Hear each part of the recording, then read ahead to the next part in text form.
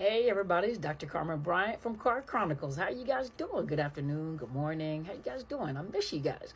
I know I haven't been here in a while, and please forgive me because May has just been very successful. A very successful month, very busy month, and so I appreciate your patience. I just want you to know that I haven't gone anywhere. I'm not stopping the videos. I'm not stopping the lives.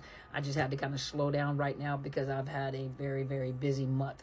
And June has been pretty busy too. I'm having some busy weeks, so I've been doing good.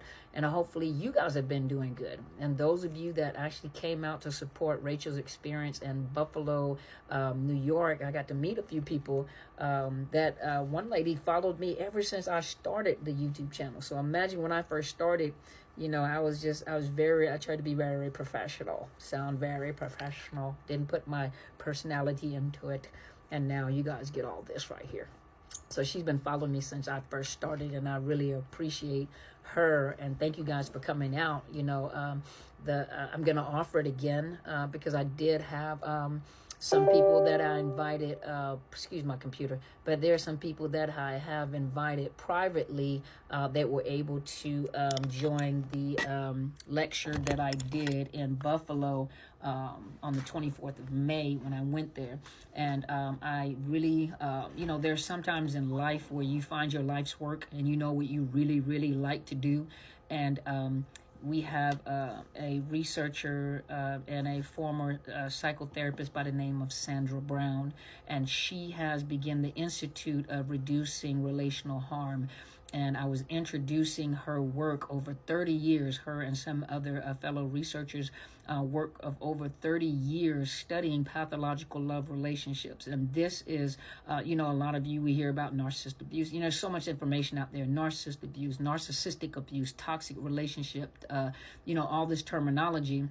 And she allows us to present, or to talk about this from a clinical perspective, to add to your language to help understand the difference between, first of all, narcissistic traits and narcissistic personality disorder, and how pathological, pathology meaning disease, or when you say psychopathology meaning mental disease, mental illnesses, but pathology, how the pathology of another person can traumatize the partner, and so this is the study showing how, and a lot of times we're talking about the narcissist, but how the pathology of another person can traumatize the partner. And the fact that a lot of times people are being misdiagnosed, which is general anxiety, major depressive disorder, and they're not recognizing, a lot of times it's not recognized that what these partners are experiencing is trauma disorders that stem from the pathology of another person. Meaning that, the pathology of this person is affecting whether it's an intimate relationship, whether it's, work relationships, but partners are affected by the pathology of another person. So it's the pathological love relationships, and this is a new field of study, and I talked about it. I introduced the work of Miss Sandra Brown. I 100% support her. I am in her training currently to be certified under the new field of study. Whatever I can do to support and to spread the word. She does have a lot of personnel that are working, a lot of her staff that is working in different areas to bring this information to different fields, especially the legal field.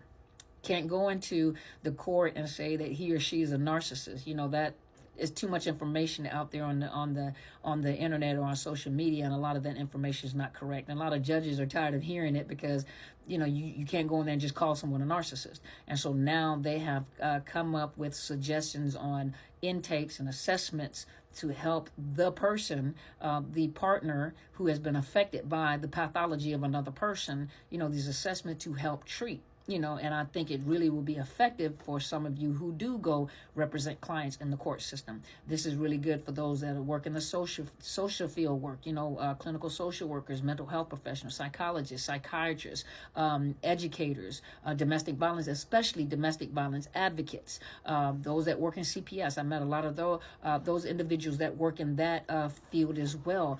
But it's very important to understand the difference between the general abuse or general emotional abuse versus, this pathological abuse. and also to understand the difference between narcissistic traits versus narcissistic personality disorder. And like I said, at one point in time, you don't go to therapy and just say, yes, that person is a narcissist. No, you're focused on the client. And I know in the domestic violence field, which is the Duluth model, I hope I said that right. The Duluth model is what they have worked on and scientifically proven to be effective. However, research is now showing, and a lot of judges recognize as well, in the Duluth model, one of the basic focus is holding the perpetrator accountable. Holding the perpetrator accountable, making them and helping them become responsible, and acknowledging the damage or the abuse that they have caused on someone else by sending them to battery risk courses, drug and alcohol courses, anger management, medication management, therapy, and then family counseling to help reunite the family. Well, with these research over 30 years, which has been presented, those people that have pathology or sociopathy, and some of you guys are familiar with sociopathy as sociopaths. Sociopathy actually was the original term for antisocial personality disorder. And so that sociopathy, when you have someone that has the narcissistic traits or has the disorder and has a high level of sociopathy, those are the ones that we call the malignant narcissist. But, the effects, and then pathology, the pathology, or when you say psychopathology, you remember that's dealing with an illness, or psychopathology is the study of mental illnesses or diseases, and so it kind of explains. So people are just saying he's a psychopath, she's a sociopath, but do you know what you're saying when you're saying it? Do you understand what that is? And then the terminology that you need to use when you're talking about these pathological relationships and treatment, the way treatment in the Duluth model, like I said, that is the treatment. And then, survivors can go to support groups, but a lot of times they're being misdiagnosed. Like I said, major depressive disorder and general anxiety, a lot of that, when a lot of the things that they're dealing with sometimes are being misdiagnosed. Bipolar disorder, and a lot of the bipolar disorder, and I'm not saying, keep in mind, make sure that you get to a good trauma therapist so that they can help. This is just for educational purposes. Do not stop anything that your therapist or your domestic violence advocate has started, because we still need the domestic violence advocates. We still need a program. It's been very effective. We're just adding to.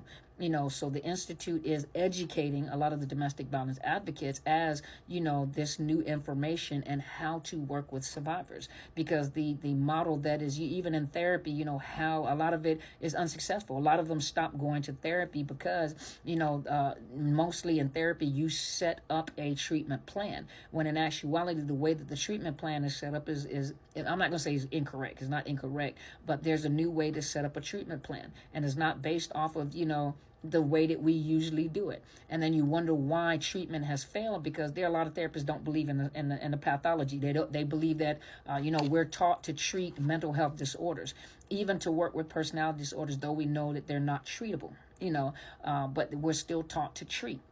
And so they're letting you know now that these are untreatable. And a lot of things dealing with survivors, that the hardest thing is the educational part. You have to educate them, because cognitive dissonance is that bond that kind of ties them and locks them into this trauma bond. It's that bond. And, and for those of you who know that once you break that cognitive dissonance, once a person breaks that cognitive dissonance, that information will begin to flow, that the work begins. They're willing to get help, but it's hard because it's a cycle that keeps them stuck, before you can help them. And a lot of people really need this information. We need to put this information out there. We need to educate. And I had that opportunity, to introduce the works of Sandra Brown when I was in New York, and even introduce the new language, amongst a lot of the social workers that were there. Had social workers there, had educators, had domestic violence advocates there, child protective services. We had council members there. And so hopefully I may have an opportunity to go back. So those of you that are in that area could come out there again. But I will be offering this again. And, one of the biggest things, what they said is, in coaching, when I developed this program in coaching, I will do a niche that deals with this right here. But one of the mandatory classes you take before I'll accept you into the niche of working with survivors is the understanding of trauma-informed care, which counselors deal with. not coaches. And we want to reduce the liability because people like to sue. And so I will be offering this again because I'm going to offer it online just to start it off and to introduce you to it.